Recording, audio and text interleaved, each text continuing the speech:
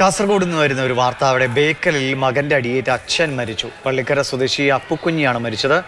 മകൻ പ്രമോദ് പോലീസ് കസ്റ്റഡിയിലുണ്ട്. സാരംഗ് വിവരങ്ങളുമായിട്ട്. സാരംഗ്, എന്താണ് സംഭവം? നിവീഷ്, ഇന്ന് വൈകിട്ട് 6 മണിയോടുകൂടിയാണ് അതിദാരുണമായി സംഭവം ഉണ്ടായത്. കാസർഗോഡ് ബേക്കൽ പള്ളിക്കര സ്വദേശിയായ അപ്പുക്കുഞ്ഞിയാണ് സ്വന്തം മകനായ പ്രമോദിന്റെ അടിയേറ്റ് മരണപ്പെട്ടത്. ഇന്നലെയും തുടർച്ചയായ 2 ദിവസങ്ങളായി നീണ്ടു നിന്ന വീടിനകത്ത് സംഘർഷങ്ങളുടെ ഭാഗമായിട്ടാണ് ഇപ്പോൾ അപ്പുകുഞ്ഞിക്ക് ജീവൻ നഷ്ടപ്പെട്ടിരിക്കുന്നത്.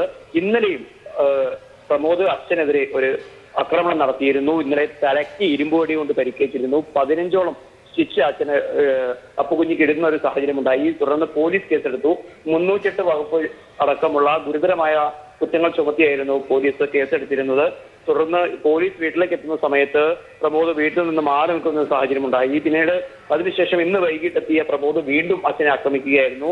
എന്തായാലും ഗുരുതരമായ രീതിയിൽ തല പൂർണ്ണമായും തകർന്നു പോകുന്ന തരത്തിലുള്ള ഒരു ആക്രമണമായിരുന്നു പ്രമോദിന്റെ ഭാഗത്ത് നിന്നുണ്ടായത്. ഇപ്പോൾ അപ്പുകുഞ്ഞിയുടെ മൃതദേഹം കാഞ്ഞങ്ങാട് ജില്ലാ ജനറൽ ആശുപത്രിയിൽ സൂക്ഷിച്ചിരിക്കുകയാണ്. സാരംഗാണ് വിവരങ്ങൾ നൽകിയത്.